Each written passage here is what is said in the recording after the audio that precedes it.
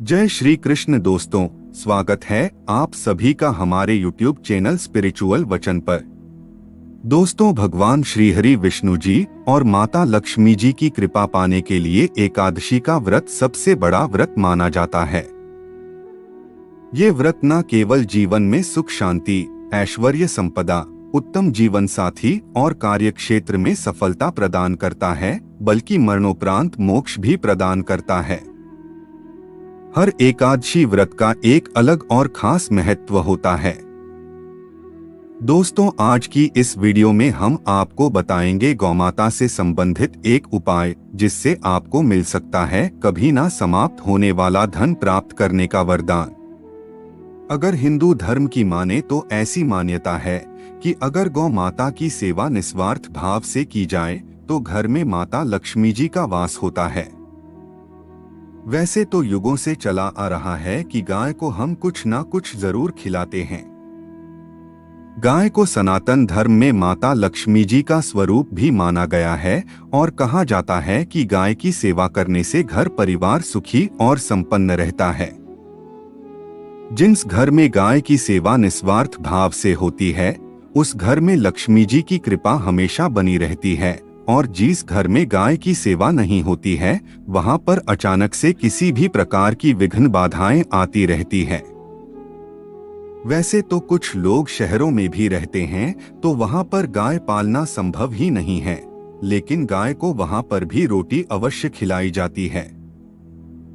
लेकिन कई बार गाय को खिलाने में कुछ भूल हो जाती है। तो दोस्तों, कौन सी है वो 3 चीजें जो गाय को नहीं खिलानी चाहिए, आज हम आपको इस वीडियो के माध्यम से बताएंगे।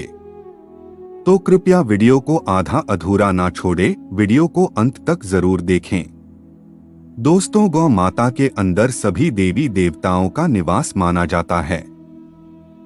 तो आप सुबह जो पहली रोटी बनती है वो अगर आप गाय को खिलाते हैं तो सभी देवी देवताओं का आशीर्वाद प्राप्त होता है। गाय को गुरु के साथ जोड़ा गया है, यानी बृहस्पति ग्रह के साथ, इसलिए गुरुवार के दिन गाय को रोटी पर एक चुटकी हल्दी डालकर खिलाए तो सुख संपत्ति धन ऐश्वर्य बढ़ता है, दुष्ट ग्रह शांत हो जाते हैं। जो लोग मानसिक रूप से परेशान हैं, वो गाय को रोटी पर थोड़ा सा गुड़ रखकर खिलाएं, इससे सकारात्मक ऊर्जा आती है, टेंशन खत्म होती है और स्वास्थ्य भी अच्छा रहता है। अगर आपको लगता है कि आपके सभी ग्रह खराब है तो ऐसे में गाय को पहली रोटी रोज खिलाएं, इससे सभी ग्रह धीरे धीरे शुभ हो जाएंगे। कभी कभी जीवन में लंबे समय से कोई शुभ मंगल कार्य नहीं हो रहे होते, तब ऐसे में आप गाय को रोटी खिलाएं और गाय के मस्तक को छूकर अपनी मनचाही इच्छा मांगे और प्रणाम करें, पैर छुए तो आपकी मन्नत जरूर पूरी होगी। तो ये था गाय को आप क्या खिलाए उसके बारे में, लेकिन गाय को क्या नहीं खिलाना चाहिए अब हम वो जान लेते हैं। गाय को रोटी तो हर कोई खिलाता है, अब ये रोटी बासी बिल्कुल भी नहीं होनी चाहिए, यानी कि एक दिन पहले की जो रोटी बनी रहती है और आप दूसरे दिन सुबह सुबह खिला देते हैं, वो नहीं खिलानी चाहिए। कई बार आप रोटी बना लेते हैं और उस दिन गाय मिलती नहीं तो रोटी रखी रह जाती है, फिर वो अगले दिन गाय को खिलाने से गाय का अपमान माना जाता है, वो रोटी बासी कहलाती है। इसलिए गाय को एक दिन पहले की बची हुई रोटी कभी नहीं खिलानी चाहिए। सड़ी गली चीजें, खराब चीजें गाय को मत खिलाइए, इससे घर में परेशानी आती है। और अगर आप ऐसा करते हैं तो अपनी आदत को बदलिए, क्योंकि इससे घर में तकलीफ आती है। गाय को हरा चारा तो हर कोई खिलाता है। आप हरा चारा खिलाते समय एक बात का विशेष ध्यान रखें, गाय को सबसे ज्यादा पीपल का पत्ता लोग खिलाते हैं, पर पीपल का पत्ता आप खुद से तोड़कर मत खिलाइए। दूसरी बात, आप घर में सब्जी लाते हैं, उसे काटते हैं और उसमें से अच्छी चीजें तोड़कर रखें। बचा कुचा आप गाय को ना खिलाएं, आप जो देंगे वो गाय खा लेगी, लेकिन थोड़ी सी कुछ अच्छी चीजें मिलाकर गाय को खिला दीजिएगा। गाय को कभी भी दूध नहीं पिलाना चाहिए। आप दही चावल खिला सकते हैं, लेकिन दूध ताजा हो या बचा हुआ भूलकर भी गाय को मत खिलाइए। तो यह 3 चीजें गाय को कभी नहीं खिलानी है। एक तो बची कुची रोटी नहीं खिलानी है। कोई भी अनाज बच जाए उसे दूसरे दिन गाय को नहीं खिलाना है। जैसे चावल बच जाता है, रोटी बच जाती है। और आप अगर चारा खिलाते हैं उन्हें तो सड़ा गला मत खिलाइए, और अगर खिलाते हैं कोई तो उसके साथ कुछ अच्छी चीजें मिला लें। और गाय को दूध भी नहीं पिलाना है। ये चीजें बिल्कुल भी नहीं खिलाए, नहीं तो घर में गरीबी आती है। माता लक्ष्मी आपके घर में वास करना छोड़ देती है। 84 लाख योनियों के सफर करके आत्मा अंतिम रूप में गाय का रूप धरती है। गाय लाखों योनियों का वो पड़ाव है जहां आत्मा विश्राम करके आगे की यात्रा शुरू करती है। दोस्तों, गाय का कोई अपशगुन नहीं होता है। जिसे भूभाग पर मकान बनाना हो वहां पर अगर आप 15 दिन के लिए गाय और बछड़ा बांध देते हैं तो वो जगह पवित्र हो जाती है। अगर आप कहीं जा रहे हैं और गौ माता आपका मार्ग रोक दें तो ये बहुत ही शुभ माना जाता है। गाय और बछड़े का दर्शन एक साथ आपको हो जाए तो आपकी सफलता का प्रतीक माना जाता है। अगर आपके घर के आसपास गौ माता घूमती रहती है तो इसका मतलब है कि आपके घर से काफी सारे संकट अपने आप ही दूर होने वाले हैं और सुख समृद्धि के दरवाजे खुलने वाले हैं। गाय के समीप आप अगर जाते हैं तो संक्रामक रोग, सर्दी, खांसी, जुकाम आदि का अपने आप ही बिना दवाइयों के भी नाश हो जाता है। अगर आपको गाय अचानक से पूंछ मार देती है तो ये बहुत ही शुभ संकेत माना गया है, और काली चितकबरी गाय का ऐसा करना तो और भी ज्यादा शुभ माना गया है। पंचगव्य जो होते हैं वो कई रोगों में लाभदायक है। पंचगव्य क्या क्या हुए? गाय का दूध, दही, घी, मूत्र और गोबर, और इन सभी को शरीर की रोग निरोधक क्षमता को बढ़ाकर रोगों को दूर करने वाला माना गया है। ऐसा कोई रोग नहीं है जिसका इलाज पंचगव्य से नहीं किया जा सकता। दोस्तों, आज के समय में लोग गौमाता की पूजा करने के बजाय, उनकी सेवा करने के बजाय उनको काट कर मार कर खाना ज्यादा पसंद करते हैं। बुरा लगेगा शायद, पर ये सच है।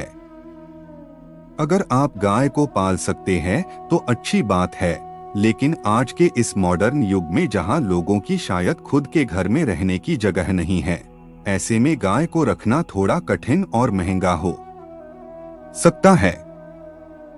ऐसे में आप गाय को रोटी दें। कम से कम रोटी दे करके आप सुख समृद्धि को प्राप्त कर सकते हैं। आपके घर में बरकत होने लगेगी।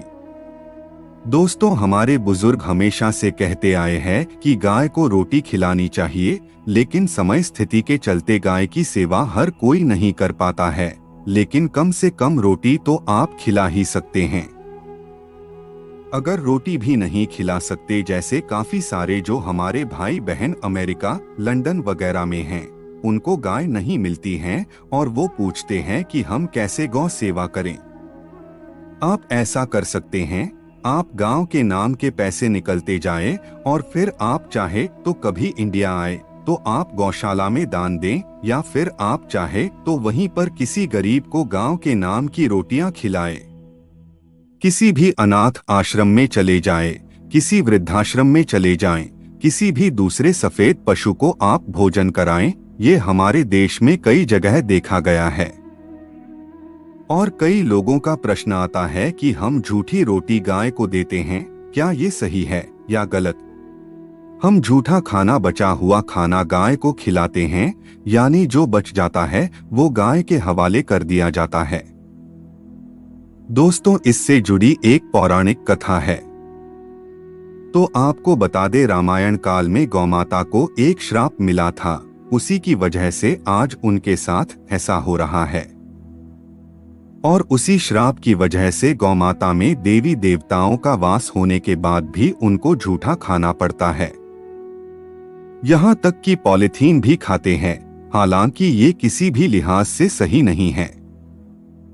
आपको बता दें, वाल्मीकि रामायण में माता सीता द्वारा पिंडदान देकर दशरथ की आत्मा को मोक्ष मिलने का संदर्भ आता है। जो लोग जानते होंगे वो जानते हैं कि वनवास के दौरान भगवान राम लक्ष्मण और माता सीता पितृपक्ष के दौरान श्राद्ध करने के लिए गया पहुंचे। वहां श्राद्ध कर्म करने के लिए जरूरी सामग्री जुटाने श्री राम और लक्ष्मण तो चले गए और सामान लेकर नहीं आए।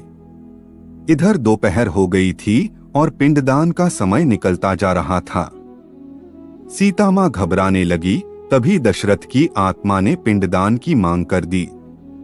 तब गया जी के आगे फल्गु नदी पर अकेली सीताजी मुश्किल में पड़ गई और उन्होंने फल्गु नदी के साथ वट वृक्ष, केतकी के फूल और गाय को साक्षी मानकर बालू का पिंड बनाया और स्वर्गीय राजा दशरथ अपने ससुर का निमित्त पिंडदान कर दिया।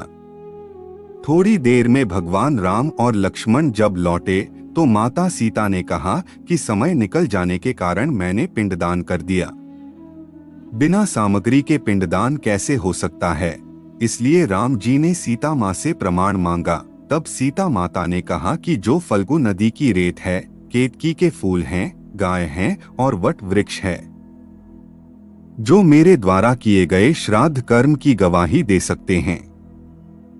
इतने में फल्गु नदी, गाय और केतकी के फूल इस बात को मुंह करके उन्होंने कहा कि सीता माँ झूठ बोल रही है, सिर्फ वट वृक्ष ने सही बात कही।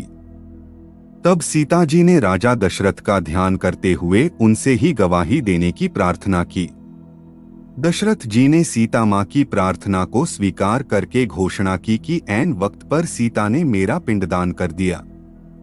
इस पर श्री राम आश्वस्त हुए, लेकिन तीनों गवाहों द्वारा झूठ बोलने पर सीताजी उनसे क्रोधित हो गई और उन्हें श्राप दिया।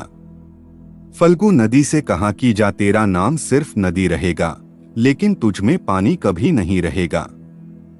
दोस्तों, इस कारण आप भी जानते होंगे फल्गु नदी आज भी गया में सूखी ही रहती है। गाय को श्राप दिया कि तू पूजनीय होकर भी लोगों का झूठा खाएगी और केतकी के फूल को श्राप दिया कि तुझे पूजा में कभी नहीं चढ़ाया जाएगा। वट वृक्ष को सीता माँ ने आशीर्वाद दिया कि उसे लंबी आयु की प्राप्ति होगी और दूसरों को हमेशा छाया प्रदान करेगा तथा पतिव्रता स्त्री तेरा स्मरण करके अपने पति की दीर्घायु की कामना करेंगी। और यही कारण है कि गाय को आज भी झूठा खाना पड़ता है। केतकी के फूल को पूजा से निषिद्ध बताया गया है। फल्गु नदी के तट पर जल नहीं है। सीताकुंड में पानी के अभाव में सिर्फ बालू या रेत में पिंडदान किया जाता है। दोस्तों, शास्त्रों के अनुसार गौमाता में सारे देवी देवता निवास करते हैं। 33 कोटि देवी देवता और पितर का भी निवास होता है। अगर आप भी किसी मंदिर में नहीं जा सकते, पूजा पाठ नहीं कर पाते हैं, कहीं जाकर के ग्रह दोषों का उपाय नहीं कर सकते, तो आपको गाय को एक रोटी जरूर खिलानी चाहिए।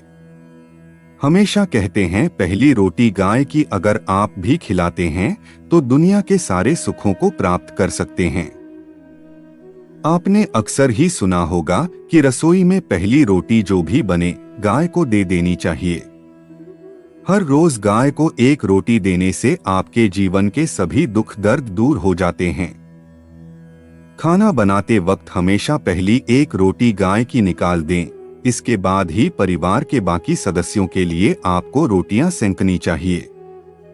कोशिश करनी चाहिए कि गाय की उस रोटी में थोड़ा सा हल्दी मिला दें, इससे गाय को रोटी खिलाने का अपार फल प्राप्त होता है। अगर गुरुवार का दिन हो तो लोही ले ले, सने हुए आटे की एक छोटी सी लोई बना ले और उसमें हल्दी मिलाकर गाय को खिला दें। इससे आपके जीवन में शुभता आती है, वैभव आता है, धन संपत्ति का वास होता है। आप जो भी हासिल करना चाहते हैं जिंदगी में तो आप देखेंगे कि तुरंत आपको मिनटों में वो हासिल हो जाता है। इसी तरह से आपको नमक का एक उपाय बताते हैं। नमक क्या है? नमक के बिना तो हर स्वाद अधूरा है और साथ ही साथ अगर नमक ना हो तो जीवन स्वादहीन हो जाता है। जितना हम खाने में नमक को इम्पोर्टेंट मानते हैं उतना ही ज्योतिष में नमक को इम्पोर्टेंट ही माना जाता है और इसे दर्श की वस्तु माना गया है।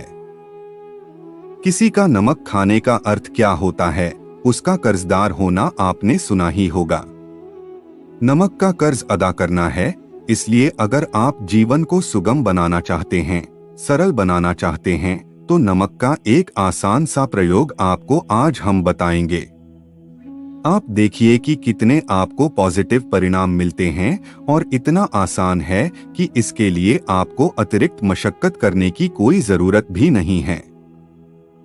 सिर्फ आपको अपने घर में बनी सबसे पहली रोटी लेनी है और उस पर थोड़ा सा नमक रख दें।